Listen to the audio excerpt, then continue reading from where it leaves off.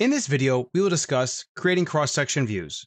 If you'd like to follow along with this video, please open the file creatingcross-sectionviews.dwg located in the training folder as discussed in the Working with this Dataset video. Cross-sections are perpendicular views of your corridor model, surfaces, etc. Let's look at how to create a cross-section view. Before doing so, let's examine some of the settings and styles. If we navigate to the Settings tab, we have the Section and Section View categories. The Section category contains section styles and label styles. This is a pretty simple and straightforward style, as it simply defines the layer for the grade line and what to turn on and off. The section view contains many different sections, and we'll discuss some of these throughout the video. Let's examine the section view style. Let's double-click Road Section, and of course you'll notice that this is a very similar style to the profile view style. You can define a scale for the graph. You can define settings for the grid, annotation for the title, horizontal and vertical axes, left, right, top, and bottom. And of course, the Display tab tells Civil 3D which components should display and what layer they should go on. So how do you create a section view? You can navigate to the Home tab, Profile and Section Views panel, and then click on Section Views and choose the appropriate tool. However, if you want to create an individual section view, your best bet is to simply zoom into the sample line, select it, and then navigate to the Launchpad panel and then choose Create Section View. It makes the general section navigate right to that sample line, making it easier for you to plot it. Make sure you have your section view style set to Road Section and click Next. The offset range allows you to define a user-specified offset range if you'd like to, but typically you would choose Automatic. Click Next. The elevation range is the same thing, except it does it in the elevation, where you can define a minimum and maximum elevation.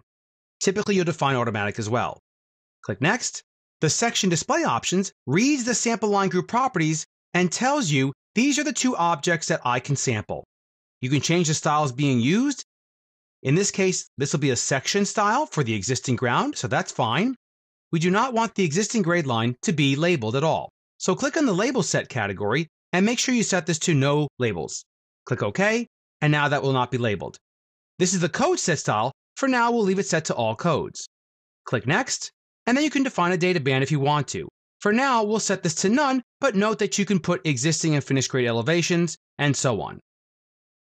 Click Create Section View, and then click somewhere below that sample line, and there is our section view, along with the corridor model and the existing grade line. So again, this is the section line, which is the existing surface, and this is the corridor section that we displayed. Pretty simple. Press Escape to clear your selection set. Let's say that we notice that after we plot this section view, we chose the wrong code set style to display our section view. We don't want any of the shading or the point codes to be displayed. So how can we change this so it's using the correct code set style?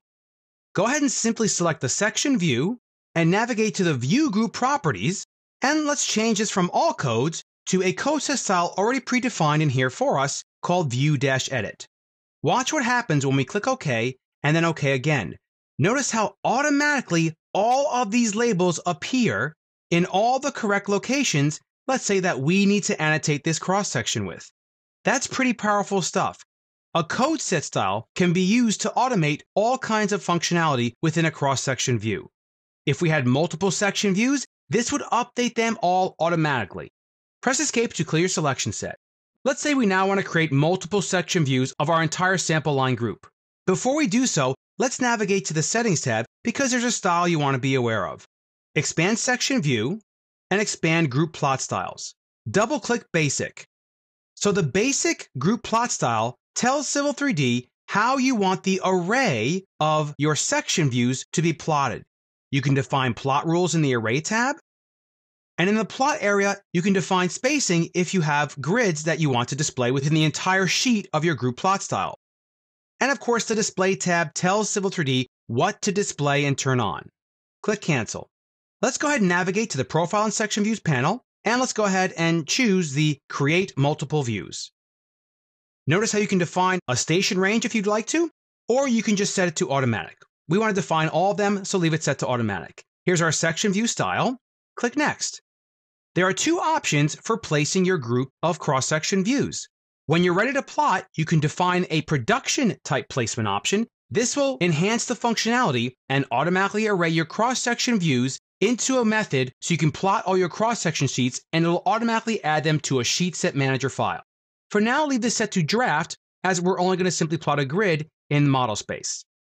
Click Next. Again, the offset range, the elevation range, and then we're defining the section display options. Make sure this is set to View-Edit, Existing Ground, and No Labels. Click Next.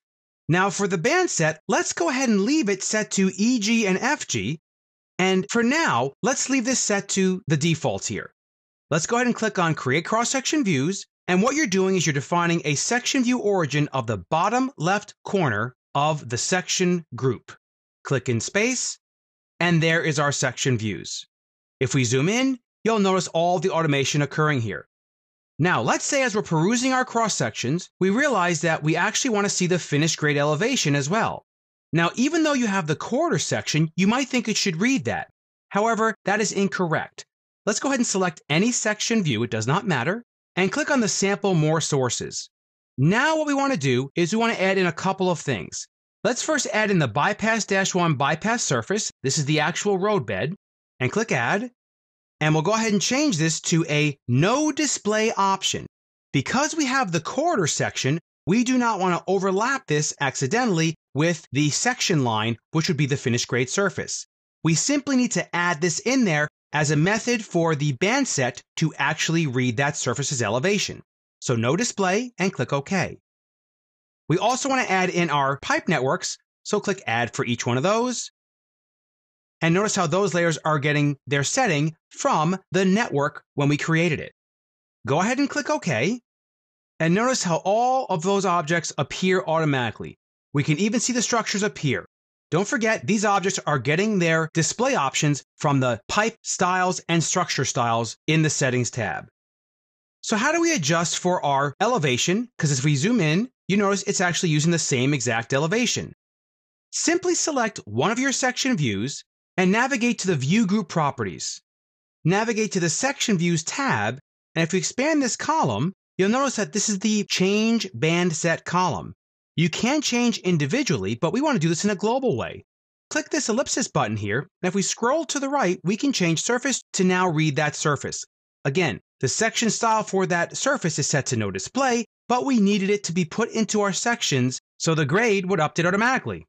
Press Escape to clear selection set, and there is our finished grade elevation being displayed for us automatically in each of the different views. Again, the really cool aspect of all this functionality, if you change any of the different objects, whether it's the corridor model, the surface, the pipe networks, etc., all of the objects in each of the different sections will update automatically.